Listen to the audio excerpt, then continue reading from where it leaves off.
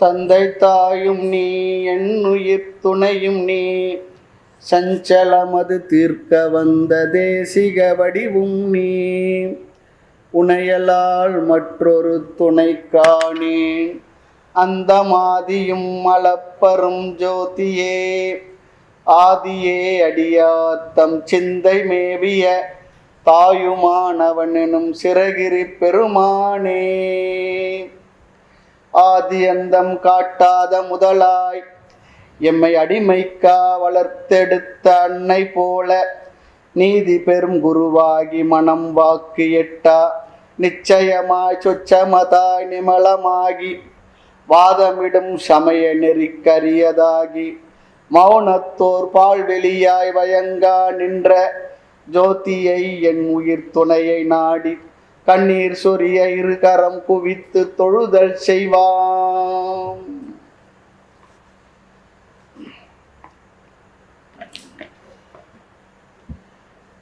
இன்று முதல்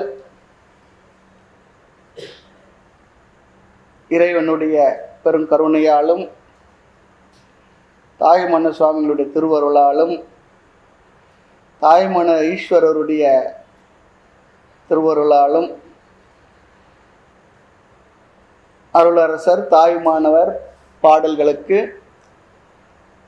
விளக்க உரையை பார்க்க தொடங்கலாம்.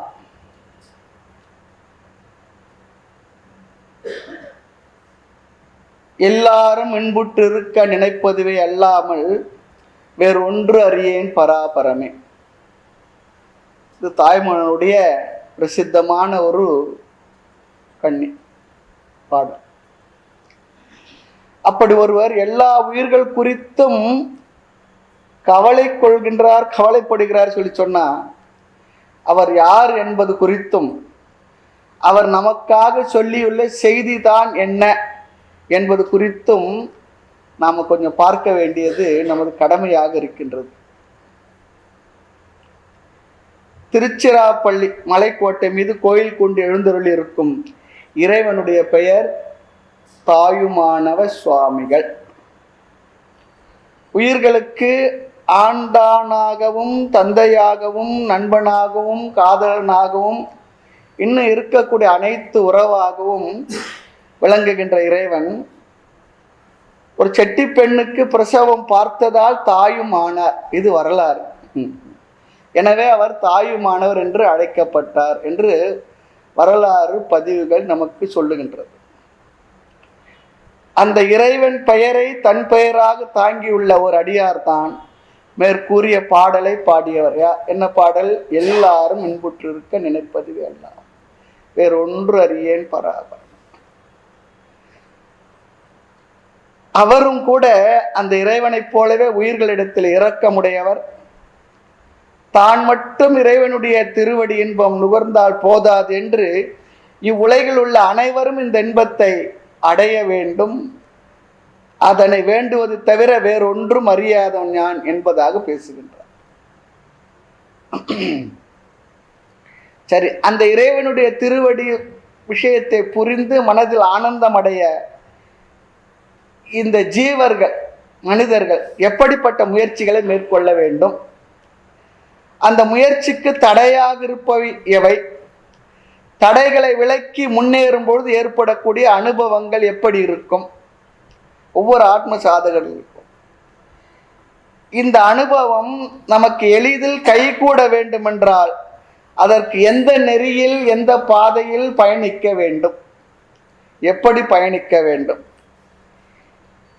அந்த இறைவனுடைய தன்மை தான் என்ன, இயல்பு யாது, உயிர்களுடைய தன்மை என்ன, தடைகளாய் விளங்கக்கூடிய கட்டுப்பாடுகள் கட்டுக்கள் தலைகளுடைய இயல்பு எப்படிப்பட்டது என்று பலவிதமான கேள்விகளுக்கு விடை சொல்வதாக அவருடைய பாடல்கள் நன்கு அமைந்துள்ளது. நேற்றும் முந்தைய தினமும் தை விசாகம் அவருடைய பரிபூர்ணம் அடைந்த நாளில் முழு பாடல்களை பொறுமையாக நம்ம நிறைய முழுக்க படித்தோம்.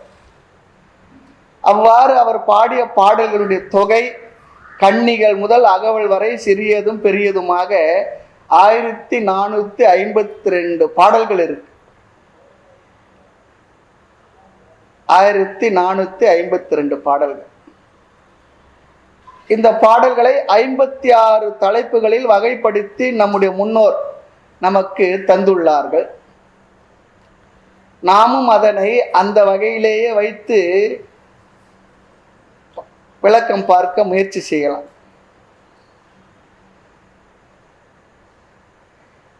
இதை குறித்து பெரியவர்கள் பாடிய பாடல்கள் குறித்து, தாய்மலர் பாடல்களை குறித்து சாந்தலிங்க அடிகளார் என்பவர் அருளிய வைராகிய சதகம், அதுல 49வது பாடல்ல, பிறவியாகிய பகை விரைந்து ஒழிந்து போக வேண்டுமானால் பேரறிவாளர்கள் முன்னாளில் தோத்திரம் பண்ணிய பாடல்கள் அதை நீயும் மனதில் நன்கு பாடி பரவி அர்த்தத்தை தெரிந்து கொள்வாயாக.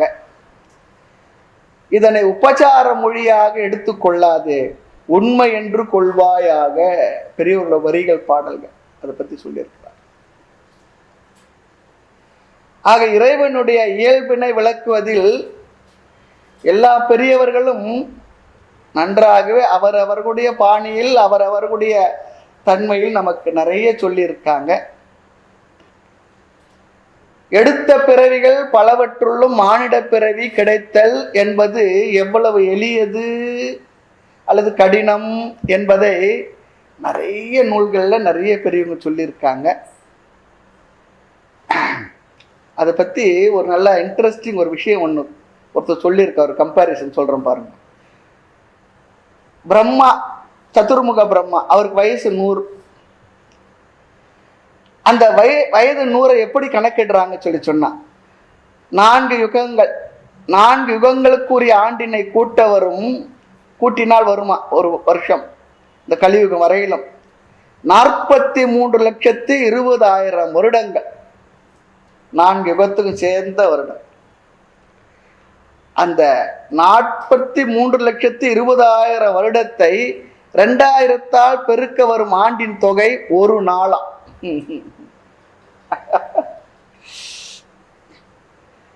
அந்த ஒரு நாளை மாதமாக்கி, அந்த மாதங்களை வருடமாக்கி, அவ்வாறு வருகின்ற 100 ஆண்டு பிரம்மாவனுடைய வயது. நமக்கு இந்த வயதிலே செழிப்பு போதும் அப்பா, எவ்வளவு நாள் அப்பா அம்மா நடக்க முடியல, எந்திரிச்சா உட்கார முடியல, எவ்வளவு பயம். கொரோனா பயமுறுத்து கொஞ்சமா நெஞ்சமா மக்களை உருட்டி பெரட்டி எடுத்துடுச்சு. நீ என்ன பெரிய ஆளு, நான் என்ன பாரு, கண்ணுக்கே தெரியல, உலகம் முழுக்க ஒரு வழிபட்டுக்கிட்டு இருக்கு. அப்படி வரக்கூடிய பிரம்மாவுடைய வயது 100. அந்த 100 வயது முடியும் பொழுது அந்த பிரம்மா என்ன பண்ணுவார், போயிடுவார். அப்பொழுது உலகத்தில் ஒரு பேரழிவு ஏற்படுமா. அந்த அழிவின் போது கடல்கள் ஒன்று சேர பூமியில் நீரில் மூழ்கி விடுமா. அந்த யுக முடிவில் தென் துருவத்தில் கடந்த துளையுடைய பலகையில் வட துருவத்தில் இருக்கக்கூடிய குச்சி நுழையுமாகில் அது எவ்வளவு அரிய நிகழ்வோ, அதைவிட அரிய நிகழ்வு மானுட பிறப்பு என்பது அப்படி சொல்லப்பட்டிருக்கு. பெரிய விஷயம் தானே. அப்போ இந்த மானிட பிறப்பு கிடைக்கிறதுன்றது எவ்வளவு அரிதுன்னு சொல்றதுக்காக இதை சொல்ல வந்தாங்க. அதனால்தான் எண்ணறிய பிறவிதனில் மானுட பிறவிதான் யாதினும் அரிதறிதுகான் இப்பிறவி தப்பினால் எப்பிறவி வாய்க்கும் என்றெல்லாம் சொல்ல போறார், நம்ம பார்க்க போறோம். இப்படி அரிதாய் பெற்ற பிறப்பை முறையாக பயன்படுத்தி அந்த முதல்வனை அறிய முயலாது நாம் வீணே காலத்தை போக்கி கொண்டிருக்கின்றோம் என்ற ஆதங்கத்தை எல்லாம் தாய்மன்னர் சொல்லுவார். எல்லாம் யோசிக்கும் வேளையில் பசி தீர உண்பதும் உறங்குவதும் ஆக முடியும். எனவே அவர் இறைவன் வகுத்தளித்த வேதம் ஆகமம் ஆகியவற்றின் துணை கொண்டு மனிதன் கடை தேர முயல வேண்டும். இதுதான் எல்லா பெரியவங்களும் நமக்கு கொடுக்கிற ஒரு ஆலோசனை. அவ்வாறு தாய்மன சுவாமிகளும் முயற்சி செய்து கடை தேர முயன்ற பொழுது அவருடைய குருநாதர் மௌனகுரு சுவாமிகள் தாம் காட்டிய பாதையில், மௌனகுரு சுவாமிகள் அல்லது தன்னுடைய குருநாதர் காட்டிய பாதையில் பயணம் செய்யும் பொழுது அவர் கண்ட உண்மைகளாக நம் முன் நிறைய செய்திகளை, தகவல்களை, அனுபவங்களை பகிர்ந்து கொள்கின்றார். நிறைய இருக்கு இல்லையா? தக்க நெறி இந்நெறியே தான் சன்மார்க்கம் அதையும் சொல்றார். தெல்லை மன்றுள் பார்த்த போது சொல்றார். எல்லாம் வெளியே சொல்றார். இப்படி நிறைய இருக்கு. தேட்டம் ஒன்றர அருட்செயல் நிற்றியல் வீட்டரும் துறவர இரண்டு மேன்மையே, நிறைய விஷயங்கள் சொல்றார். ஆக நேற்று பார்த்த பாடல்கள்லாம் பார்த்தா நிறைய வார்த்தைகள் வரிகள் அது சொல்லும்போது சொல்லுவார். அதை பார்க்கும்பொழுது நமக்கு சிலது தான் ஞாபகம் இருக்கு. அப்படி கரை ஒதுங்கிய முத்துக்கள் எவ்வளவு சொல்லி சொன்னா, இன்னும் மூழ்கி எடுத்தால் முத்துக்கள் எவ்வளவு கிடைக்கும், அது நன்கு புரிந்து கொண்டு அதை நன்கு தெரிந்து கொள்ள அல்லது மூழ்கி முத்தெடுக்க தயாராக இருக்கக்கூடிய அல்லது கேட்க ஆர்வமுடைய மெய்யன்பர்களுக்கு தாயுமான சுவாமிகளுடைய எல்லா கருணையும் அருளும் நிறைந்திருக்க வேண்டும் என்று வேண்டிக் கொள்வோம். வேண்டிக் கொண்டு இந்த பாடல்களை நமக்கு பாடி கொடுத்த தாயுமான சுவாமிகளுடைய வரலாறு சுருக்கமாக நம்ம தெரிஞ்சுக்கணும். ஆமாம், பொதுவாக நம்ம தேசத்தில் ஒரு பழக்கம் இருக்கு. எந்த மகான்களுடைய வரலாறும் முறையாக ஆவணப்படுத்தப்படவில்லை என்பது இருக்கின்றது. அதில் செவி வழியாக நிறைய செய்திகள், அதில் கொஞ்சம் கூட்டி குறைச்சி அப்படிலாம் இருந்துக்கிட்டு இருக்கிறதுலாம் இருக்கு. ஆனாலும் கூட ரொம்ப சுருக்கமாக தேவையான செய்திகளோட ஒரு வரலாற்று விஷயங்கள் திருப்பராயத்துறை சித்பவானந்த சுவாமிகள் தபோவனத்தில் போட்டிருக்க புத்தகத்தை அழகாக கொடுத்துருக்காங்க. அதை நாமும் இப்போ பார்க்கலாம். தமிழ்நாட்டிலே தெய்வ தமிழ்நாட்டிலே சொல்லணும், தெய்வ தமிழ்நாடு, தெய்வ தமிழ்நாட்டிலே தஞ்சாவூர் மாவட்ட கடற்கரை ஓரத்தில் வேதாரண்யம் என்ற பெயர் படைத்த ஒரு ஊர் இருக்கின்றது. வேதாரண்யம், அதற்கு திருமறைக்காடு அப்படி ஒரு பெயர் இருக்கு. வேதங்களை வளர்த்த வனம் அல்லது வேதம் நிறைந்த தமிழ்நாடு.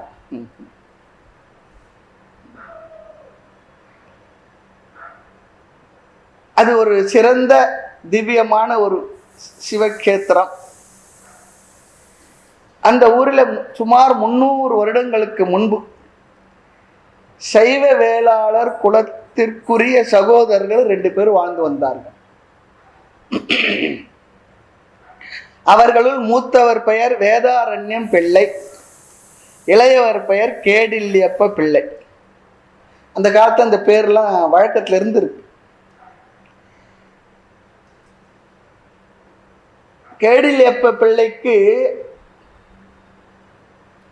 அவருடைய பெயருக்கு தகுந்தா போல ஒரு கேடும் இல்லாமல் குற்றம் இல்லாத அற்புதமான ஒரு மாமனிதராக வாழ்ந்திருந்திருக்கின்றார். நல்ல கல்வி கேள்விகள், நல்லா படிச்சிருக்கார், முறையா பெரியவங்களிடத்துல கேட்டு நன்கு புரிந்து வைத்திருக்கார். கல்வி கேள்வியில் சிறந்தவர், இந்த வார்த்தை பொதுவாக பயன்படுத்துவாங்க. வேளாண்மை இவர்களுடைய குலத்தொழிலாக இருந்திருக்கின்றது, விவசாயம். அவருடைய பழக்கங்கள், வாழ்க்கை முறை, ஒழுக்கம், ஆர்வம் அதையெல்லாம் பார்த்து அந்த ஊர் மக்கள் அந்த ஊரினுடைய பிரசித்தமான அந்த வேதாரண்ய சுவாமிகளுடைய கோயில் நிர்வாகத்தை அவரிடத்துல ஒப்படைக்கிறாங்க.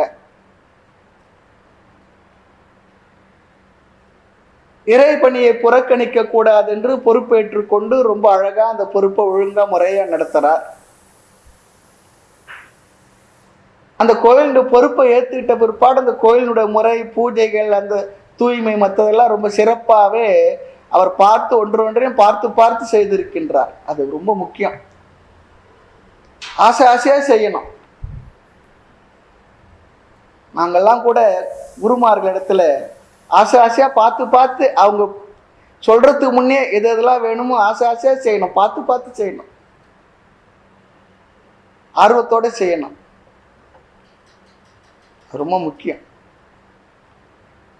ஆர்வமும் ஆசையும் இருந்ததுன்னா, ஊக்கம் இருந்ததுன்னா பெரிய அறிவெல்லாம் தேவையில்லை, நல்ல காரியம் பண்ண முடியும். அங்கே வேண்டியது நமக்கு ஆர்வம், ஆசை. அப்படி அவர் செய்தார். அக்காலத்தில் திருச்சிராப்பள்ளியில் விஜயரங்க சொக்கநாதர் ஆட்சி புரிந்து வந்தார். அந்த வேந்தர் மன்னர் கடலில் நீராடுவதற்காக ஒவ்வொரு வருடமும் வேதாரண்யத்துக்கு சென்று வருவாராம். அந்த கடலிலே நீராடி விட்டு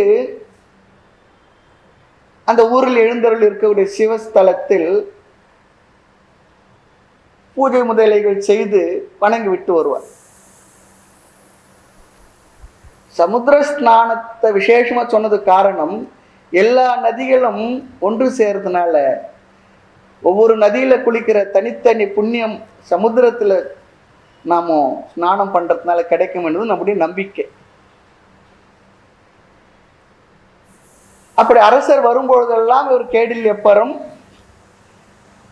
அரசர் வந்தா தங்குற இடம், வசதி சௌகரியங்கள், கோயில் பூஜையில் அவருக்கு செய்து வைக்க வேண்டிய முறைகள், முறைப்படியான உபச்சாரங்கள், வரவேற்பு எல்லாம் கொடுத்து அரசருக்கு தேவையான எல்லாத்தையும் பார்த்துக்குவார் அவர் அங்க இருக்கிற வரைக்கும். அதனால அங்க வந்திருந்த விஜயரங்க சுக்கநாதருக்கு நாயக்கர் அந்த கோயில் நிர்வாகியா இருக்கக்கூடிய கேடில் எப்பருடைய திறமையும் அவருடைய பணிவு, அவரை பற்றி கேள்விப்பட்ட தன்மை, அவர் அந்த நிர்வகிக்கிற விதம், அதையெல்லாம் பார்த்து ஒரு மனதில் ஒரு எண்ணம், இவரை ஏன் நம்முடைய சமஸ்தானத்திற்கு அழைத்து செல்லக்கூடாது, அங்கு ஒரு முக்கியமான பணியை ஏன் கொடுக்கக்கூடாது என்று மன்னர் நினைத்தார். ஆகவே அவர் இடத்துல கேட்டுக்கிட்டார், நீங்க என்னோட சமஸ்தானத்துக்கு வரணும், உங்களுக்கு ஒரு பொறுப்பு கொடுக்க போறேன். என்ன அந்த காலத்து சொன்ன சம்பிரதி அப்படி சொன்னா கணக்கு பிள்ளை, சீஃப் அக்கௌண்டன்ட் சொல்றோம் பாருங்க, அது போல அக்கௌண்ட்ஸ் ஜெனரல் அப்படிலாம் இப்ப சொல்றோம் பாருங்க, அது போல தலைமை கணக்காளர் அந்த பணியை கொடுக்குற. ராஜா கேட்ட பிற்பாடு மாட்டேன்னு சொல்ல முடியுமா? சொல்லல. சரி ஒத்துக்கிட்ட. ஒத்துக்கொண்ட பிறகு இந்த கோயில் நிர்வாகத்தை ஒரு பொறுப்பான ஒரு ஆளுகிட்ட கொடுக்கணுமே. பொதுவா நம்ம தேசத்துல ஒரு பெரியவர் அழகா சொல்லுவார், ரொம்ப நாளைக்கு முன்ன அவர் இடத்துல கேட்டு, பெரிய ஒரு மகான், இந்த தேசத்துல எல்லாமே இருக்கு, ஆனா சரியான இடத்துல சரியான ஆள் இல்லாததுதான் ப்ராப்ளம் சொல்லி சொன்னார். எந்தெந்த இடத்துல யார் இருக்கணுமோ அவங்கவுங்க இல்லாததுதான் ப்ராப்ளம் சொல்லி சொல்லுவார். அது போல அதற்கு தகுதியான ஆட்களை பார்த்து தேர்ந்தெடுத்தார் மன்னர். இவர் நம்ம இடத்துல இருந்தா இன்னும் சிறப்பா இருக்கும் ஆட்சி நிர்வாகம் நினைச்சார். அதே போல இவருக்கும் கோயில் பொறுப்பு முறையை ஒருத்தர் எடுத்து ஒப்படைக்கணுமே, பார்த்து தகுதியான அழைத்து பேசி அவங்க கோயில் பொறுப்பு முறையை ஒப்படைத்து விட்டு திருச்சிராப்பள்ளிக்கு வந்துட்டார். அந்த கேடில் எப்பருக்கு மனைவி பெயர் கஜவள்ளி அம்மையா. அவர்களுக்கு முதல் பிள்ளையாக, தலைப்பிள்ளையாக ஒரு குழந்தை, அந்த பையனுக்கு பெயர் சிவச்சிதம்பரம்.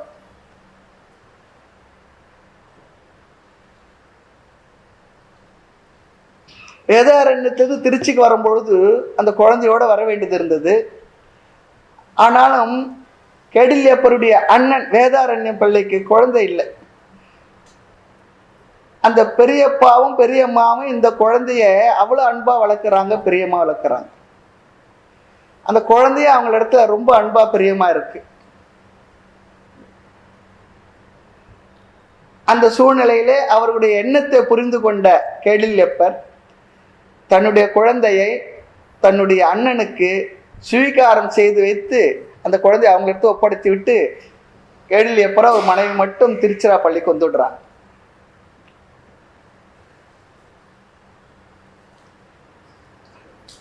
திருச்சிராப்பள்ளிக்கு வந்த பிற்பாடு தலைமை கணக்கர் வேலை நல்லா போயிட்டு இருக்கு. திருச்சிராப்பள்ளியில் இருக்கும் பொழுது ஒவ்வொரு நாளும் அந்த திருச்சிராப்பள்ளி மலையில் அமைந்திருக்கக்கூடிய தாயுமான சுவாமியுடைய கோயிலுக்கு மாத்ருபூதேஸ்வரர் தாயுமான தினம் வழிபாடு செய்துட்டு செல்வது வழக்கத்தில் வச்சிருந்தாங்க. கோயில் வழிபாடு ரொம்ப முக்கியம். அதனால தான் அவன் பிறகு கோயில் இல்லா ஊரில் குடியிருக்க வேண்டாம்னாங்க. அதெல்லாம் நம்ம இப்போ மறந்துட்டோம். கோயில் இருக்கணும். ஒரு ஊர்ல ஒரு சின்ன ஒரு கோயில் இருந்ததுன்னா கூட அந்த கோயில் அந்த ஊரை ஒழுங்குபடுத்திடும்.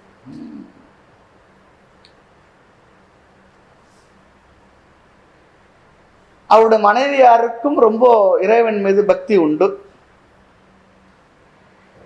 அந்த சிவனார் தாய்மன சுவாமிகள் தினம் சென்று வழிபட்டு வருவார்கள்.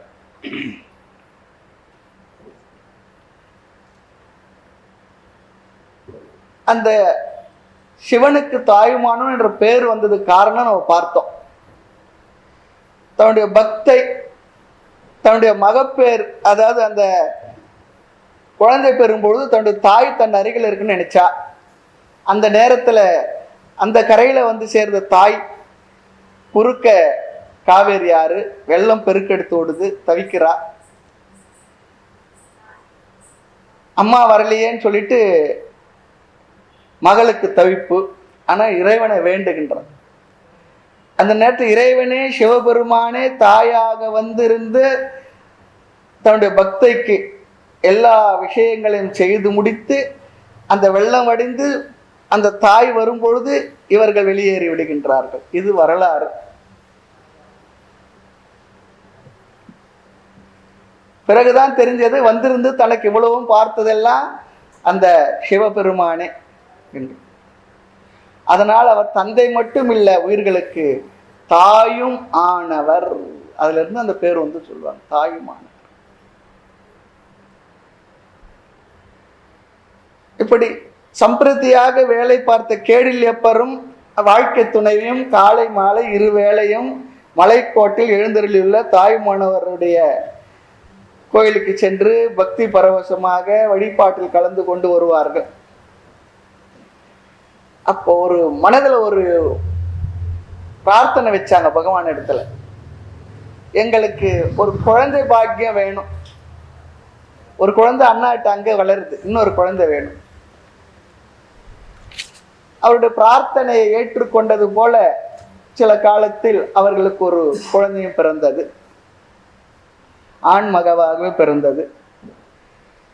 இறைவனாகி தாயுமானவருடைய அருளினால் இந்த குழந்தை பிறந்ததுனால அந்த குழந்தைக்கு பேர் தாயுமானவன் என்றே வைத்தார்கள்.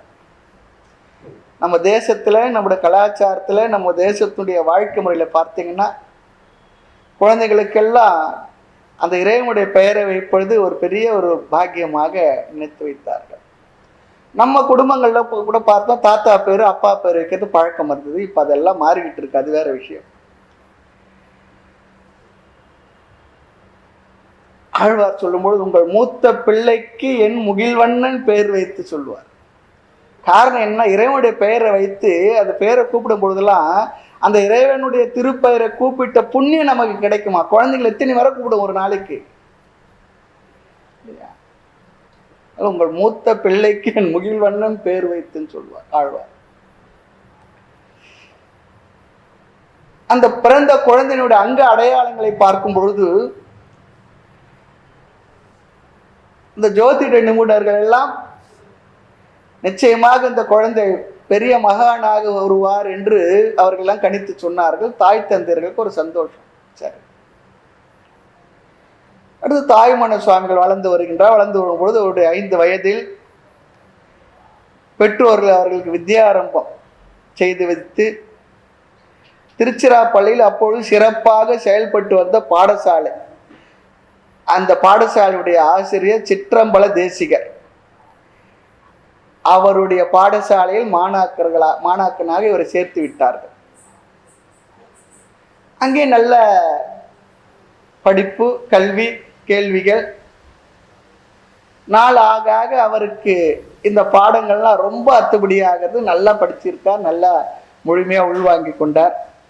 அதிவேகமாக அவருடைய கல்வியானது சிறப்பாக வளர்ந்து வந்தது. தமிழிலும் சமஸ்கிருதத்திலும் அந்த காலத்தில் படிப்பு சொல்லிச்சுன்னா தமிழ் சமஸ்கிருதம் ரெண்டுமே சொல்லி கொடுத்த தேசம்தான் சொல்லி கொடுத்தாங்க. வேதம் பார்க்கல. அடுத்து கணித சாஸ்திரம், ஜோதிட சாஸ்திரம் எல்லாவற்றையும் நிபுணனாக வடிவெடுத்தார். மொழி அறிவுடன் நாளடைவில் சைவ நூல்கள், பிறகு தேவாரம், திருவாச்சகம், சைவ ஆகமங்கள், அருணகிரியாருடையது, திருப்புகழ் முதல் நூல்களை எல்லாம், பக்தி இலக்கியங்களை எல்லாம் நன்கு படித்தார்.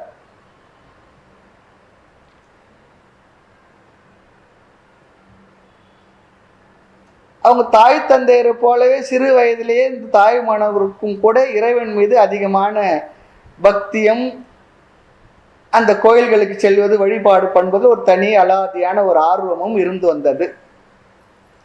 நாள்தோறும் இவரும் மலைக்கோட்டைக்கு சிவன் கோயிலுக்கு சென்று இறை வழிபாடு பண்ணுவதும், அங்கே மட்டும் திருவானைக்கா கோயில் அகிலாண்டேஸ்வரர் ஜலகண்டேஸ்வரர் சுவாமி சொல்றோம் இல்லையா, அந்த அகிலாண்ட நாயகியை வழிபட்டு வருவதும் இந்த இளைஞருடைய அன்றாட கடமையாக இருந்திருக்கின்றது, நித்திய கர்மா. ஒரு நாள் அப்படி சென்று வரும் பொழுது இவருடைய ஒரு யுக்த வயதில் மலைக்கோட்டை கோயிலுக்கு போய் வந்துகிட்டு இருக்கார். வரும்பொழுது அற்புதமான ஒரு சுவாமி ஒருத்தர் நிற்கிறார். அவரை பார்க்கும் பொழுது அவருடைய முகவிலாசம் தேஜோமயம் ஒரு இவரை முழுக்க கவர்ந்து விட்டார். அவரை பார்த்த உடனே அவர் அறியாமல் சென்று அவருடைய திருவடிகளில் சாஷ்டாங்கம் நமஸ்காரம் பண்றார். அந்த தோற்றத்தில் இருந்த சுவாமியை கொஞ்சம் கூட இவருக்கு வேற நினைப்பெல்லாம் இல்லை, ஏதோ ஒரு இரும்பை காந்தம் இழுக்கின்றவாறு சென்று நமஸ்காரம் பண்ணிட்டார். அந்த சின்னஞ்சிறு வயசுலே இவரையும் பார்த்த எப்பவுமே ஒன்று இருக்கு, இறைவன் இப்படித்தான் நம்ம அறியாமல் நம்மை ஆட்கொண்டு விடுவார். யார் மூலமோ இவர் தான் நமக்கு தெரியவில்லை என்றாலும் நம்முடைய பக்குவம் வளர வளர ஒரு பக்குவத்திற்கேற்ப அவரும் நமக்கு குருநாதரை அனுப்பி கொடுப்பார். இவரே சொல்ல போறார், மூர்த்தி ஸ்தலம் தீர்த்த முறையால் தொடங்கினோருக்கு ஒரு வார்த்தை சொல்ல சத்குருவும் வாய்க்குன்னு சொல்லுவார். அந்த வார்த்தைக்கேற்ப அவருக்கு அந்த சத்குருவும் அமைந்தார். அவரை ஆட்கொள்வதற்காக வந்த பரமாச்சாரியர் அந்த முனிவர், அவருக்கு பேர் மௌன குரு சொல்லி பெயர். மௌன குரு சொல்லிச்சுன்னா பேசவே மாட்டார், அப்படி அர்த்தம் இல்லை. தேவையானதை மட்டும் பேசுவார், மற்ற நேரங்களில் பேசாது இருப்பார். அப்படி ஒரு அந்த முனிவர் திருமூலர் மரபில் வந்தவர் என்று இவரே பின்னால சொல்ல போறார். மூலன் மரபில் வரும் மௌன குருவை சொல்ல போறார். இந்த குருவுக்கும் சிஷ்யர்களுக்கும் அப்படி ஒரு அற்புதமான ஒரு இணக்கம், அன்பு, பிரியம், ஒருவருக்கொருவர் இசைந்த மனநிலை ஏற்பட்டு விட்டது.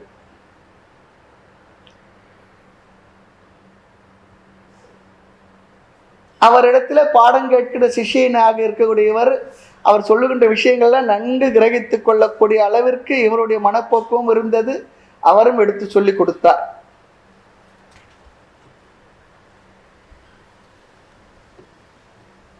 அப்படி ஆட்கொள்ளப்பட்ட சிஷ்யனாகிய தாயுமானவர் குரு காட்டிய வழியில் ஆத்ம சாதனங்களை முறையாக செய்து மிக அழகாக முன்னேறி கொண்டு வருகின்றார். ஆத்ம சாதனத்தில் மனதளவில் ஆழ்ந்து தியானம் பண்ணுவது, ஜபம் பண்ணுவது, குருவினுடைய முன்னிலையில் அதிக நேரம் இருப்பது, அவரிடத்துல கேள்விகளை கேட்பது, சில நேரத்தில் பெரியவருடைய சாநித்தியம் மாத்திரமே நமக்கு நிறைய விஷயங்களை செய்து கொடுக்கும். ஐயங்களை எல்லாம் அகற்றிக் கொள்வது, அடுத்து அவருக்கு பக்தி பூர்வமாக தேவையான பணிவிடைகள் செய்வது, அதெல்லாம் ஒழுங்கா செய்துட்டு வந்தார். அந்த செய்கின்ற முறையிலேயே அவர்களுடைய பக்தி, அவருடைய பணிவு, அவர்களுடைய பாவனை எல்லாம் நமக்கு நிச்சயமா நன்றாக தெரிந்துவிடும். அப்படிப்பட்ட சிஷ்யர்களுக்கு குருமார்களும் ரொம்ப சந்தோஷமா எல்லாவற்றையும் எடுத்து வழங்குவார்கள் குறைவில்லாமல். அப்படிப்பட்ட சிஷ்யன் ஆகிய தாய்மானவருக்கு நன்கு பக்குவமுடைய தலைமாணாக்கர் என்ற அளவிலே நல்ல பக்குவ முதிர்ச்சியும் அவரிடத்துல இருந்தது. அப்படி இருந்து கொண்டிருக்கிற காலத்திலே ஒரு சூழ்நிலையிலே அந்த குருவான மௌன குரு சுவாமிகள் அந்த இடத்தை விட்டு வெளியே சென்று வர வேண்டிய சூழ்நிலை. அப்போ குருவும் சிஷ்யனும் பிரிய வேண்டிய ஒரு சூழ்நிலை வந்தது. அந்த நேரத்தில் இவருக்கு குருவை விட்டு பிரியறதுக்கு மனசு இல்லை. அம்மா விட்டு குழந்தைங்க பிரிஞ்சா எப்படி இருக்குமோ அப்படி குருவானவர் தாயும் தந்தையும் இருவருடைய பொறுப்பை ஏற்றுக்கொண்டு குரு அதுக்கு மேல ஆகினால 3 ரோல் பண்றவர் குரு சொல்லுவாங்க. ஆகினால அவரை விட்டு பிரியறதுக்கு இவருக்கு மனசே இல்லை. அப்படி தயங்கி நிற்கிறார். ஒரு தயக்கத்தையும் மன சூழ்நிலையையும் புரிந்து கொண்ட குருவானவர் கொஞ்சம் காலம் அப்படி பிரிஞ்சு இருக்க வேண்டியது இருக்குது. நான் வருவதற்குள்ளே சில விஷயங்கள்லாம் உனக்கு முறையாக நடந்து முடிஞ்சிருக்கும். அதன் பிறகு நான் வந்து உன்னை சந்திக்கிறேன். இப்பொழுது நாம் பிரிந்து இருப்போம். நீ போய் உன்னுடைய காரியங்களை பாருன்னு சொல்லிடுறார். அப்போ மனசு கேட்கல. தயங்கி நின்னவருக்கு அவர் போகும்போது பின்னால் தொடர்ந்து போயிருப்பார் என்னோ தெரியல, பேசியிருப்பார் என்னோ தெரியல. அப்போ தான் அவர் சொல்கிறார், சும்மா இரு என்று சொல்லிவிட்டு குருமூர்த்தி புறப்பட்டார். அந்த சும்மா இரு என்ற உபதேச மொழி இருக்கு பாருங்க, தாய்மலர் சுவாமிகள் பாடல்கள் நிறைய இடத்துல வரும். அந்த வார்த்தையை அவர் அதிகமாக பயன்படுத்தி இருப்பார். சும்மா இருக்க சுகம் உதயமாகுமே சொல்லுவார். சும்மா இரு என்று குரு மௌனி தந்தானே சொன்னார். இந்த வரிகளை அவர் ஒரு பீஜ மந்திரமாக எடுத்துக்கொண்டார் சொல்லுவார். ஆக தக்க வயது வந்திருந்த தாய்மான சுவாமிக்கு அவங்க தாய் தந்தையர் மனம் முடிச்சு வைக்கணும்னு சொல்லி முயற்சி பண்ணாங்க. ஆனால் இவருடைய மனது இந்த உலக வாழ்க்கைக்கு ஈடுபாடு இல்லை மனதில். இருந்தாலும் கூட தாய் தந்தையர் சொன்ன வார்த்தையை கேட்டுக்கொண்டார். ஒரு பெண் பார்த்து திருமணம் செய்து வைத்தார்கள். மட்டுவார் குழலி அம்மை. பேர்லாம் பாருங்க, அவ்வளோ அழகா இருக்கு. முறைப்படி பெரியவர்களாக சேர்ந்து திருமணம் செய்து வைத்தார்கள். தம்பதியர் இருவரும் இல்வாழ்க்கையை சிறப்பாக நல்வாழ்க்கையாக நடத்தி வந்தார்கள். இல்லறத்துக்குரிய கடமைகள் என்னென்னவோ அதை எல்லாத்தையும் முறையாக செய்து வந்தார்கள். இல்லற வேல திருக்குறள்ல சொல்றாரு, அது போல வாழ்க்கை அமைஞ்சிருந்தது. பெரியவர்களே அப்படி வாழ்ந்திருந்தாங்க. தனியா படிச்சு தெரிஞ்சுங்க என்பதை விட நம்முடைய தாய் தந்தையர்கள், தாத்தா பாட்டி சுத்தி இருக்க வாழ்ற வாழ்க்கை முறையே நமக்கு அப்படியே பதிஞ்சிட்டு இருக்கும். அப்படி வாழும்போது அவர்களுக்கும் ஒரு குழந்தை பிறந்தது. தாயுமானவருக்கும் மட்டுவார் கோயிலி அம்மைக்கும். அந்த குழந்தைக்கு பெயர் கனக சபாபதி அப்படி சொல்லி பேர் வச்சாங்க. ஆனாலும் காலத்துடைய சூழ்நிலை, குழந்தை பிறந்த கொஞ்ச நாள்லயே மட்டுவார் கோயிலி அம்மையார் இறைவனுடைய திருவடி எழுதி விடுகின்றார்கள். அதில் தாயுடைய பராமரிப்பில் வளர்வதற்குரிய சூழல் அமையவில்லை. அதனால என்ன பண்ணாங்க, தாய்மானருடைய அண்ணன் இருக்கார் இல்லையா, சிவச்சிதம்பரம், வேதாரண்யத்தில், அவரும் அவருடைய மனைவியும் இந்த சிறுவனை வளர்க்கின்ற பொறுப்பை ஏற்றுக்கொண்டார்கள். இந்த விதத்தில் என்ன ஆச்சு, தாய்மானவருக்கு இடையில் ஏற்பட்ட அந்த இல்லற உறவு என்ற பந்தமும் விட்டு விலகியது. இயற்கை இயல்பிலே விலகிவிட்டது. விரைவில் முற்று பெற்று விட்டது சொல்றாங்க.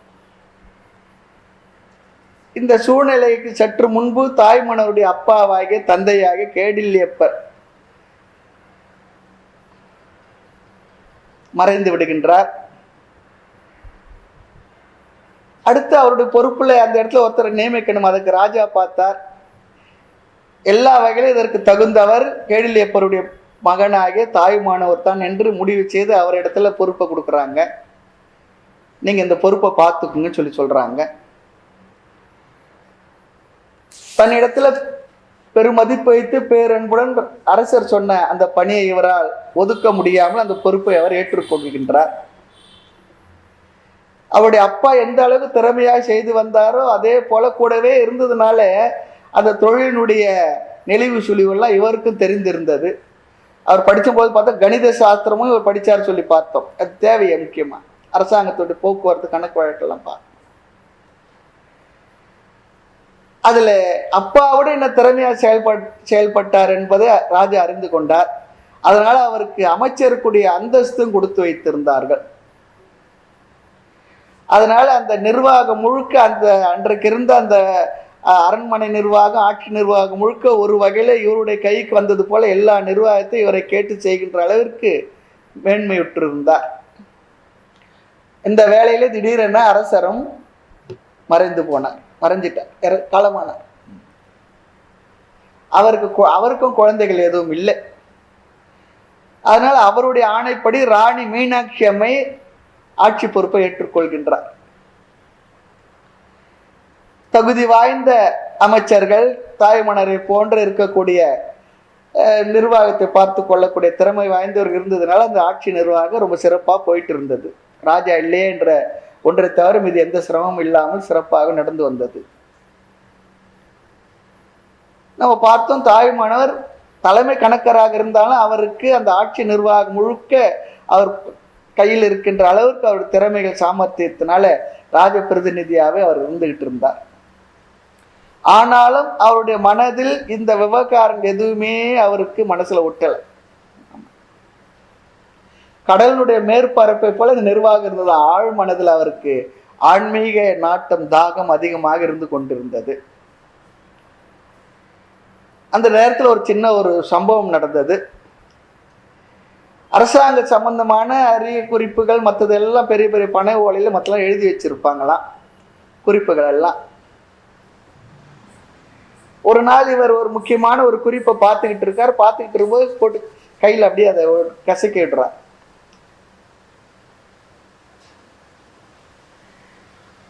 அதெல்லாம் தூள் தூள் ஆயிடுது.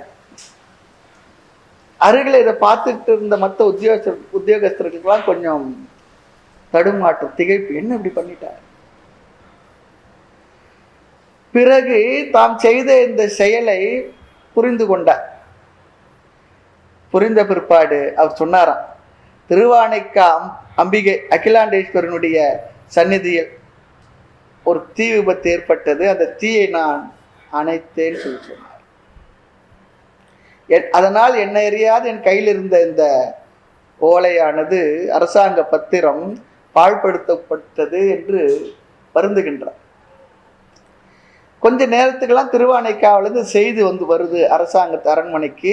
அம்பாவுடைய சந்நிதியில ஆராதனை சமயத்துல தீப்பட்டு அம்பிகையினுடைய சந்நிதியில அந்த தீ விபத்து ஏற்பட்டது, திரைச்சீலையெல்லாம் இருந்தது. அப்புறம் முயற்சி செய்து அணைத்து விட்டார்கள் சொல்லி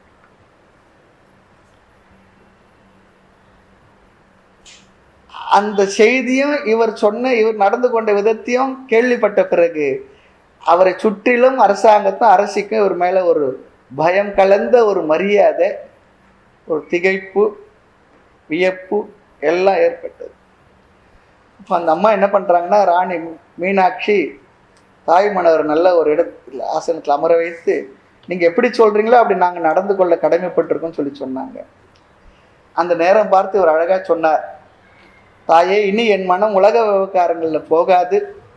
நான் முற்றிலும் பரத்துக்குரியவனாக இருக்கக்கூடிய காலம் எனக்கு வந்திருக்கின்றது. ஆன்மீக விஷயங்களை அதிகமாக கவனம் கொடுத்து அதிலே இருக்கணும்னு சொல்லி நினைச்சிருக்கேன். ஆகவே நான் இதுவரை செய்த அரசாங்கத்துக்கு செய்த பணிவிடைகள், அதற்கு நீங்க எனக்கு எதனா ஒரு திரும்ப செய்யணும்னு சொல்லி நினைச்சீங்கன்னா என்னை இந்த பொறுப்புகள் இருந்து விடுவித்து விடுங்கள் அப்படின்னு சொல்லி கேட்க, அது எனக்கு செய்கின்ற பேர் உபகாரம் சொல்லிடுறார். அவர் விருப்பப்படி அவரை அனுப்பி வைப்பதற்கு முடிவு செய்து அரை மனதோடு அவருக்கு விடை கொடுத்து அனுப்புகின்றார்கள்.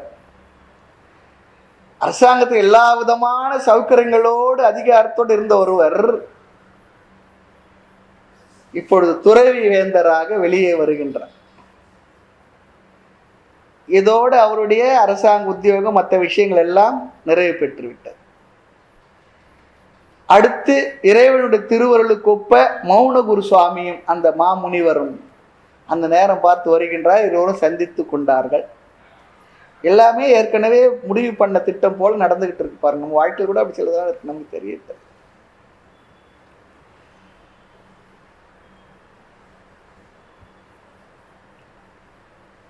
தாய்மன்ன சுவாமியுடைய பிராரப்தப்படி என்ன நடக்கணும் எல்லாம் நடந்து முடிந்து இருக்கு. இனி அடுத்த படிக்கு வர வேண்டிய சூழ்நிலை இருப்பதை புரிந்து கொண்ட மௌனகுரு சுவாமியும்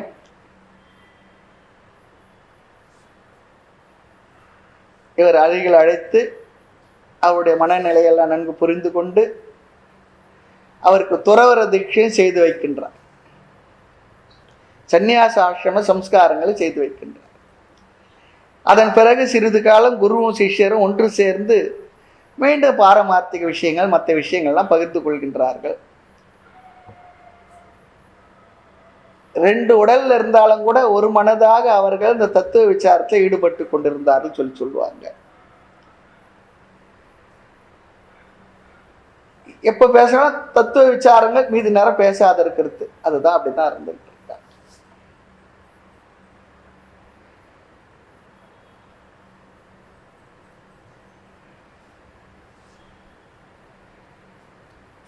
குருவும் சிஷ்யரும் இந்த தத்துவ விசாரத்தை நன்கு புரிந்து கொண்ட அத்வைத நிலையை உணர்ந்து கொண்ட பிறகு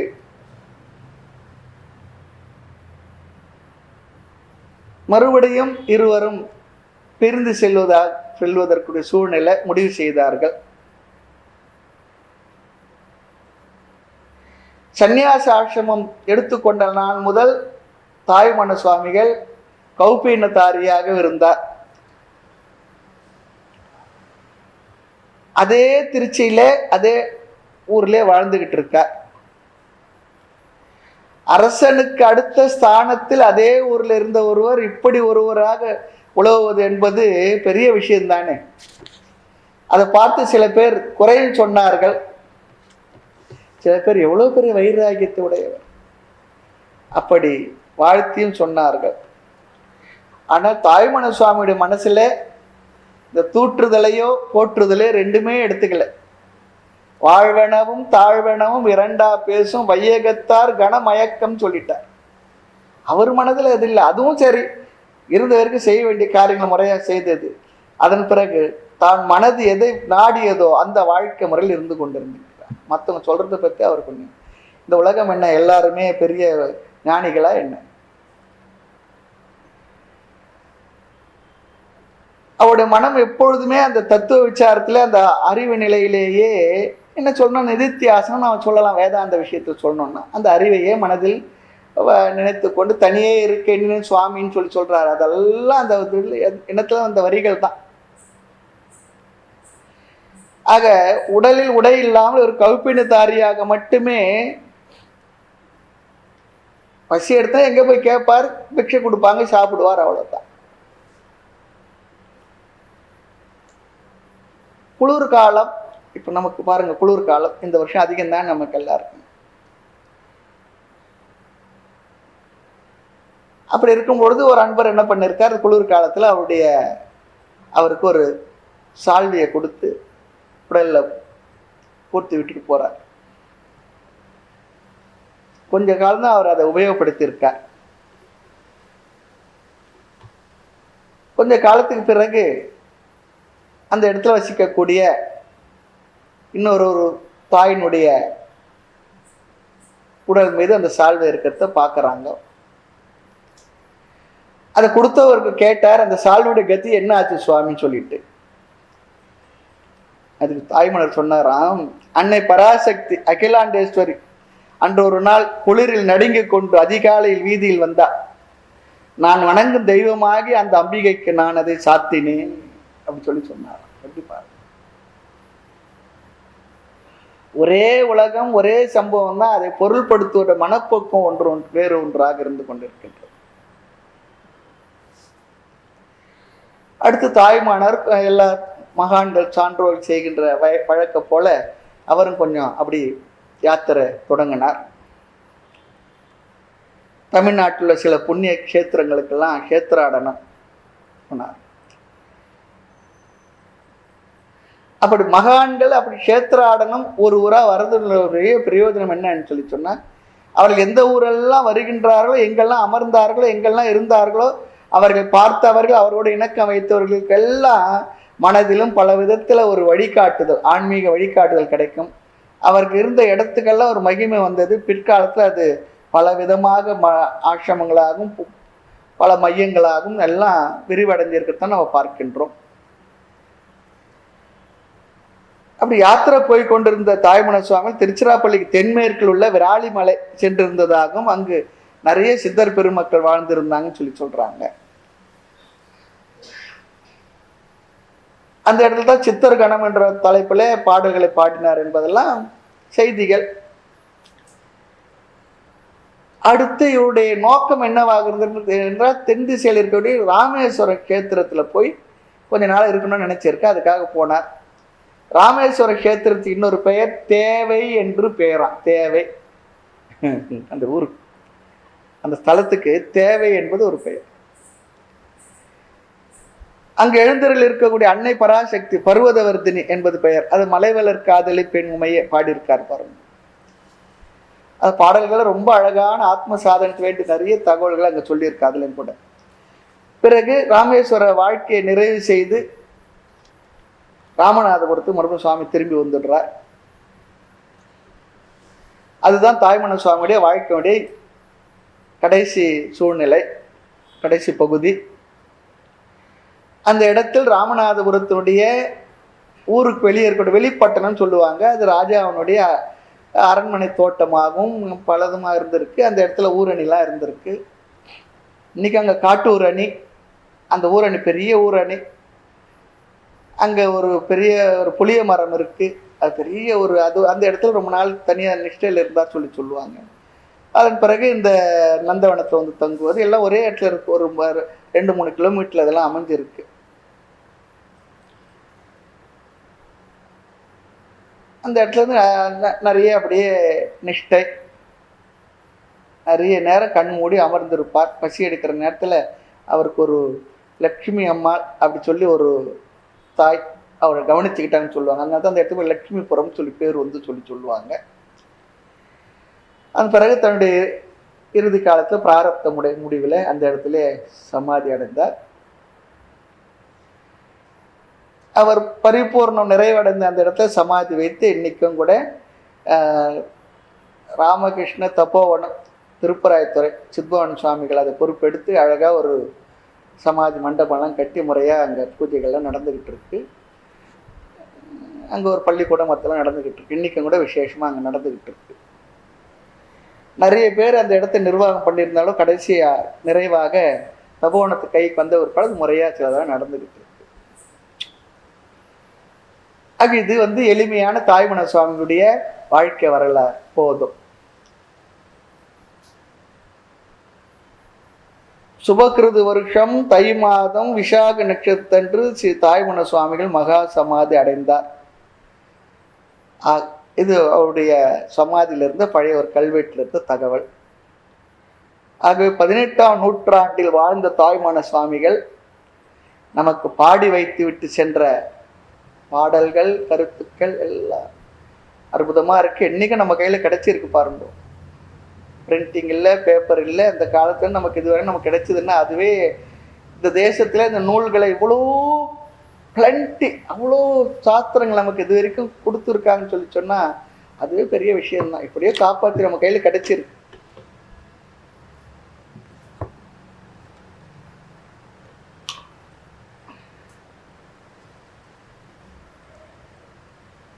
அவர் பாடிய 1452 பாடல்கள்.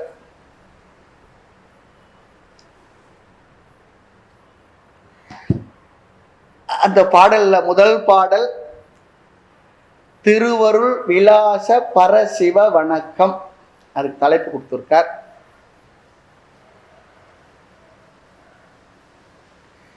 அந்த பாடலை இன்னைக்கு நம்ம பார்ப்போம். விளக்கத்தை அடுத்த வகுப்புல பார்ப்போம். அங்கிங்கெனாதபடி எங்கும் பிரகாசமாய் ஆனந்த பூர்த்தியாகி அருளோடு நிறைந்ததெது தன்னருள் வெளிக்குளே அகிலாண்ட கோடி எல்லாம் தங்கும்படி கிச்சை வைத்து உயிர்க்குயிராய் தழைத்ததெது மனவாக்கினில் தட்டாமல் நின்றதெது சமய கோடிகள் எல்லாம் தம் தெய்வம் எம் தெய்வம் என்று எங்கும் தொடர்ந்து எதிர் வழக்கிடவும் நின்றதெது எங்கனும் பெருவழக்காய் யாதினும் வல்ல ஒரு சித்தாகி இன்பமாய் என்றைக்கும் உள்ளதெது மேல் கங்குள் பகலரன் என்ற எல்லை உளது எது? அது கருத்திற்கு சென்றது அதுவே. கண்டனையெல்லாம் மோன உருவெளியதாகவும் கருதி அஞ்சலி செய்குவான்.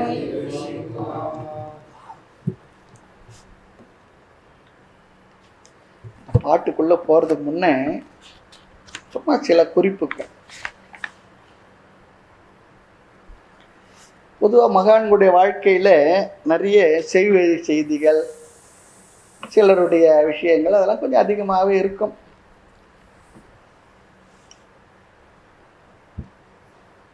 தாய்மான சுவாமிகளுடைய வாழ்க்கையில ஒரு சின்ன ஒரு குறிப்பு சொல்லுகின்றார். ஒரு முறை இவர் அரண்மனைக்குள்ள நடந்து போறாராம். ஒரு இடத்துல நிறைய கீழே மணல் பரப்பு இருக்கு, அதை கடந்து போகணும். ராஜாவும் அவர் நடந்து போயிருக்கார். அதன் பிற்பாடு பின்னாலேயே ராஜாவும் அவருடைய மந்திரியாரும் வந்திருக்காங்க. இப்போ அதுக்கு முன்னே நடந்து போன அந்த பாதம் இருக்கு, அந்த பாதத்தில் அந்த பாதம் மண்ணில் பதிஞ்சிருக்கு.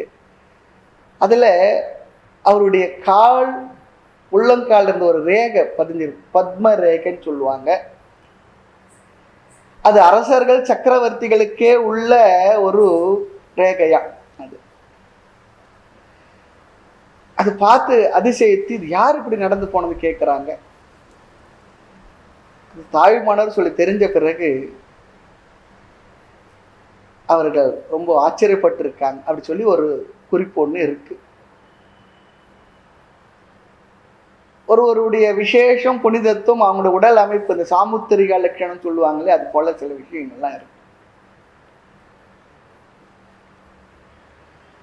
தாய்மன சுவாமிகள் மௌனகுரு சுவாமியை சந்தித்த பொழுது அவருடைய கையில ஒரு நூல் இருக்கு.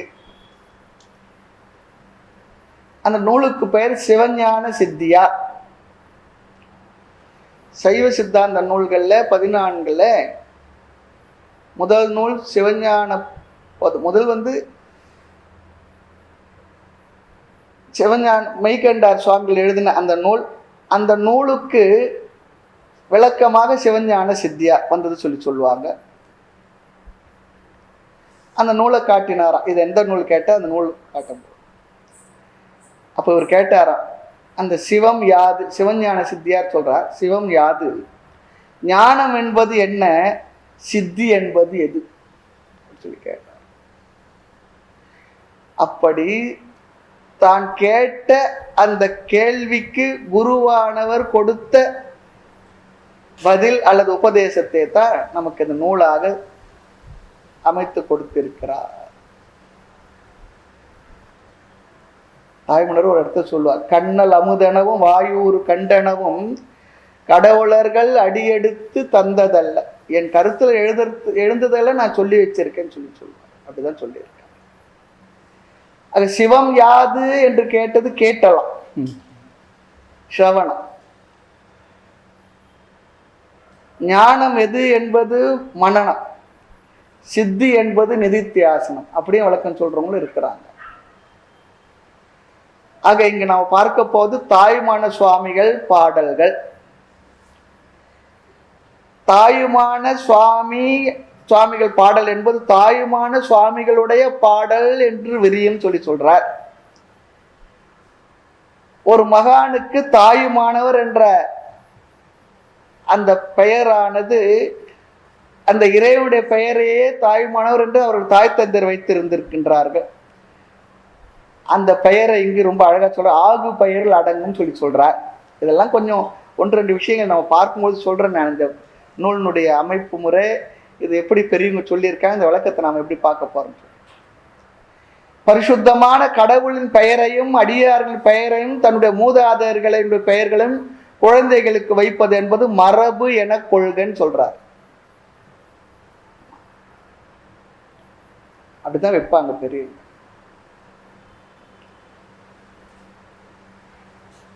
அடுத்து சுவாமி அந்த ஒரு வார்த்தை இருக்கு பாருங்க, அதுக்கு விளக்கம் சொல்றார். சுவாமி என்கின்ற மொழி வடமொழி சொல், சமஸ்கிருத சொல்லலாம். இது பிராகிருத பாஷையில் சாமி என விகாரப்பட்டு தமிழ் சாமி. நம்ம குழந்தை சாமி அப்படி சொல்லி சொல்றோம் இல்லையா, அந்த சாமி அப்படி சொல்லி ஆச்சா. சுவாமி என்பது சாமி என்றாகி சாமின்னு சொல்லி ஆச்சு. சாமி என்றது வாத்சல்ய வாசகமாம் சொல்றார், வாத்சல்யமா கூப்பிடுறதுதான், அழகா சொல்றார்.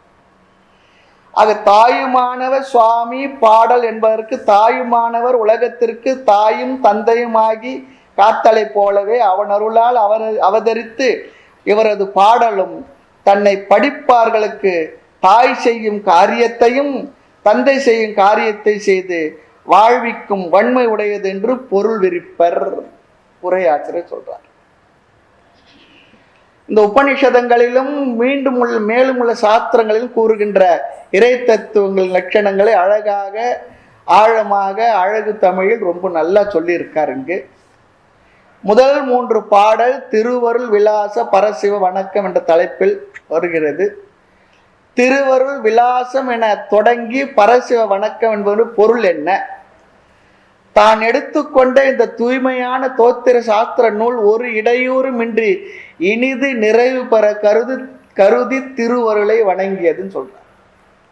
திருவருளை வணங்கியது.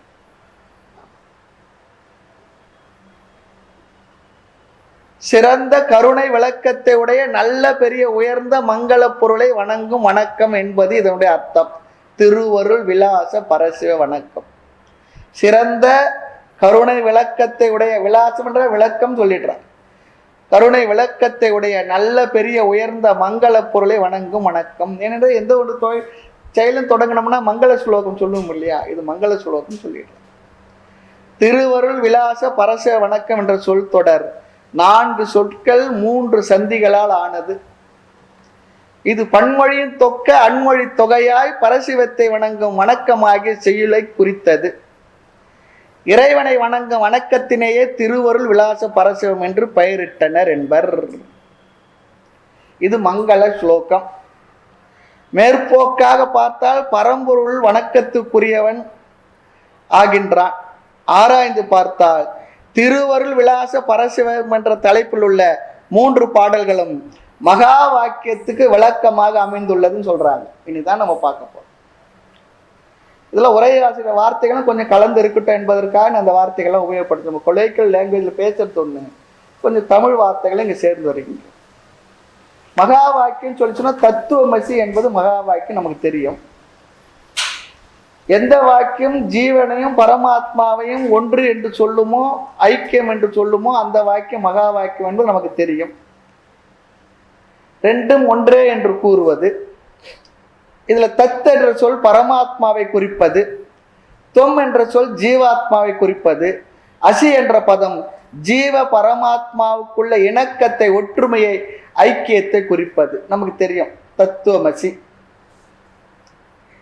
இந்த முதல் தலைப்பில் உள்ள 3 பாடல்கள் அங்கிங்கனாதபடி என்ற முதல் பாடல் பரம்பொருளினுடைய தத்துவத்தை குறிப்பது.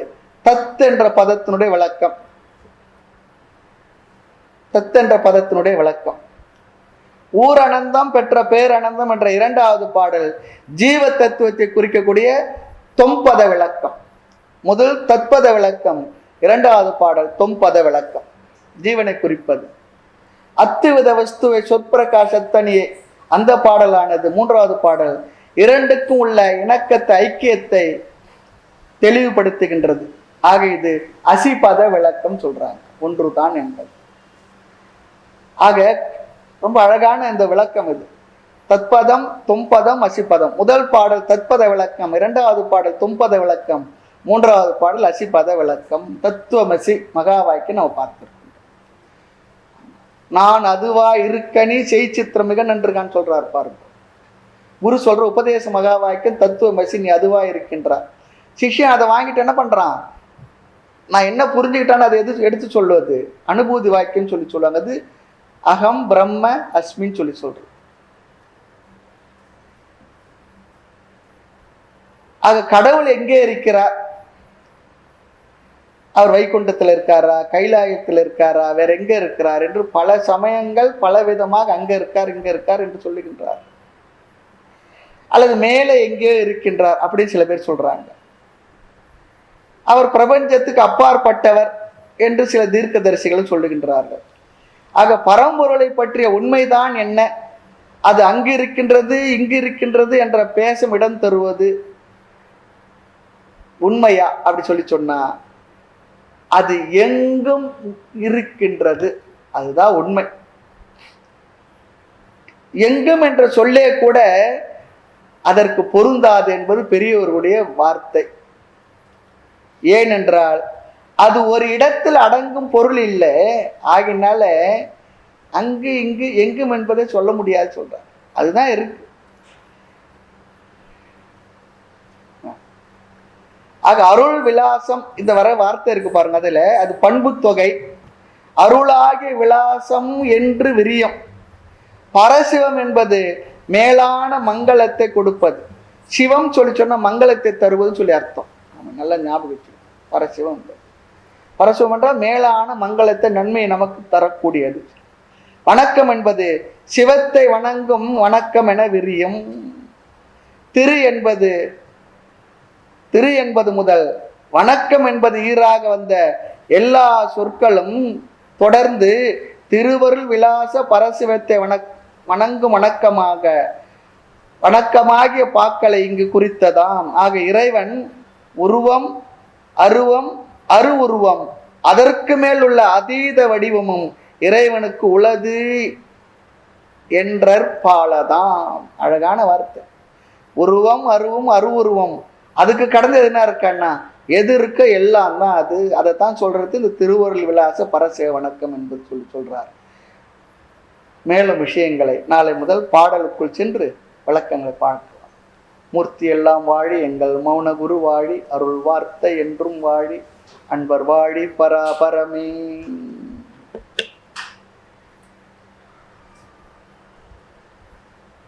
காலமொடு தேச வர்த்தமான மாதி கலந்து நின்ற நிலைவாழி கருணை வாழி, மாலரமும் செய்வ முதல் மதங்களாகி மதாதீதமான அருள் மரபு வாழி, ஜாலமிகும் எளியே நீ வழக்கு பேச தயவு வைத்து வளர்த்த அருள் தன்மை வாழி, ஆளடியில் பரமகுரு வாழி வாழி, அகண்டிதாகார அருள் அடியார் வாழி.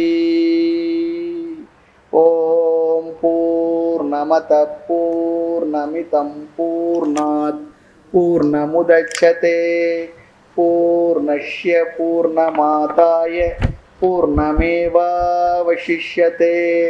ஓம் சாந்தி சாந்தி சாந்தி. ஹரி ஓம். ஸ்ரீ குருப்யோ நமः. ஹரி ஓம்.